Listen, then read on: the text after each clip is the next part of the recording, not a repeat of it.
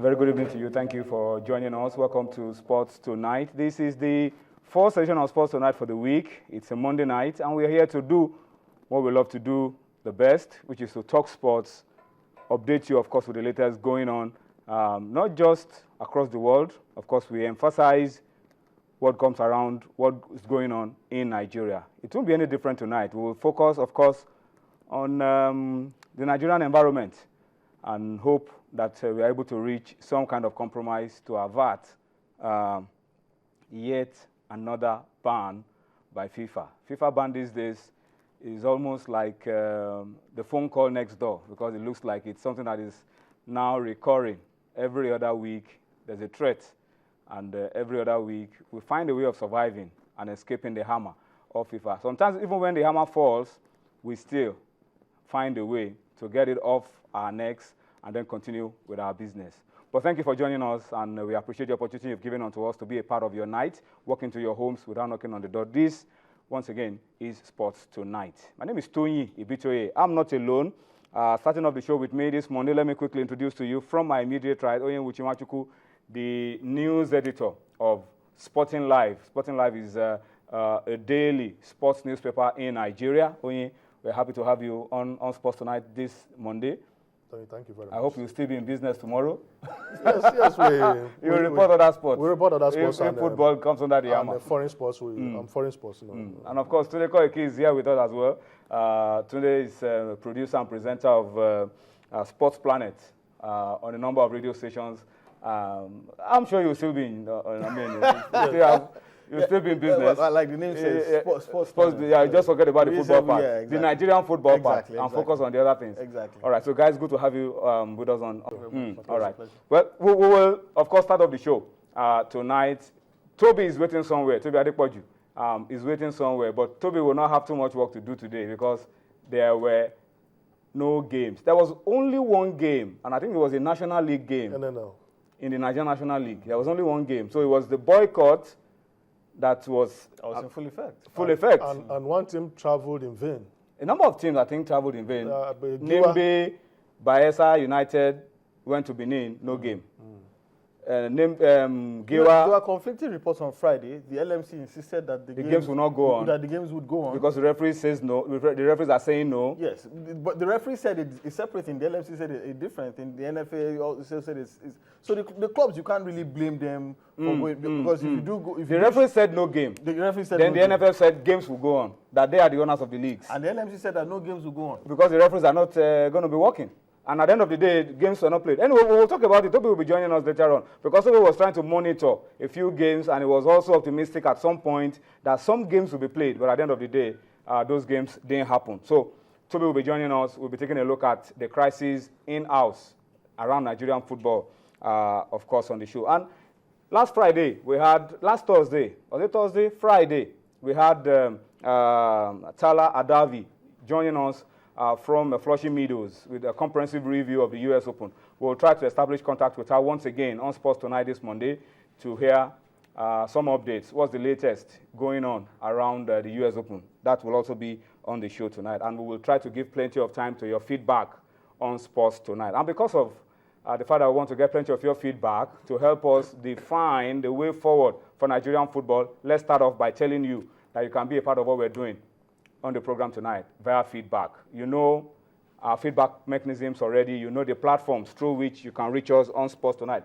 Those are the platforms showing on your screen, on Facebook, channels, iPhone Sports, and of course we are very active and interactive as well on Twitter. And our channel Sports, our channels_sports, I beg your pardon, and of course at Tony Ibitoye.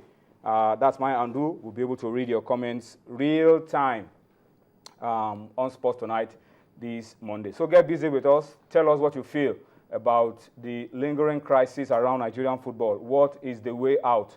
We would like to get your thoughts, get your opinion on the way forward as we go along on Sports Tonight. All right, so let's come back. But in the midst of all the crises, we also need to remember that we are in the season of the 2015 Africa Cup of Nations qualifier. It's a fire brigade approach by CAF. A number of games between now and November, because the Nations Cup in Morocco is next year, early next year. And so we are in the season for the 2015 Africa Cup of Nations qualifier. Oye, you've been keeping tabs. The first story is that at last, there are no arguments about it. Keshi is in town. Keshi is not just in town. Keshi has already arrived in Calabar. And taking charge of the team. And he's taking charge of the team alongside some of his backroom staff. We're told they're already on the ground. Not just that, a number of the players have also reported to Calabar. So Keshi, a few Super Eagles players have trickled into Calabar, getting ready for the Congo test. Yeah, you're right on point, Tony. Stephen Keshi, in spite of flight delays, arrived at Calabar this evening at about 6 p.m. In Calabar. Before that time, Daniel Mokachi arrived around 4:30. So Keshi came in with Ikesho Romu and his main man, Valeria Hondono. So I think this is a good signal for us. And about 12 players, some are still in the country. Maybe by tomorrow morning, they will connect their flight to Calabar. So I think by tomorrow morning, they should have some kind of training. Maybe not full house, but by tomorrow evening, the players, because I learned that they have given them the deadline for tomorrow to report to camp. We learned that Mikel Obi is in the country and he will also get to Calabar tomorrow. So let's hope that all the players, because really, they don't have enough time to prepare for this. So the players need to arrive on time so that they can at least have maybe 3 or 4 training sessions before the game on Saturday.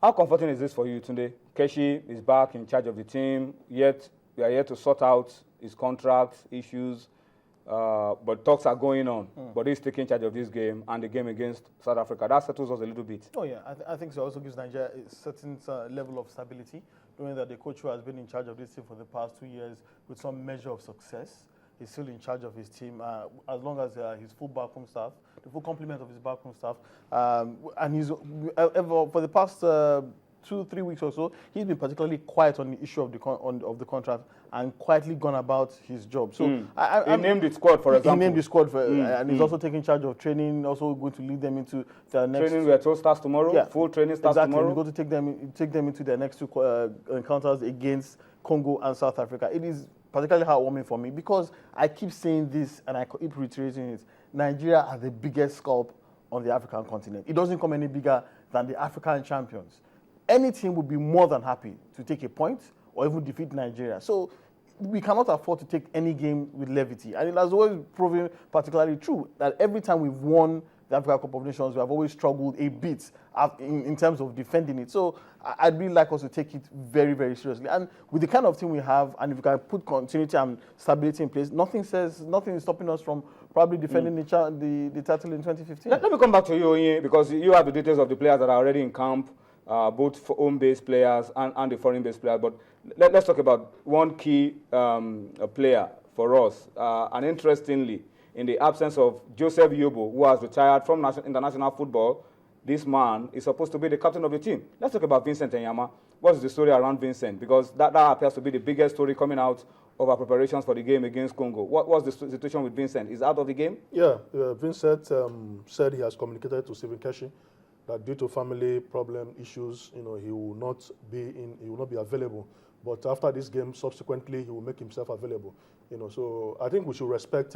Maybe he has some private issues he wants to resolve, and that is what we've been saying. That the team should not be built around one player. I hope Keshi knows how to wriggle out of it, because Enyeama for me was our biggest player at the last World Cup.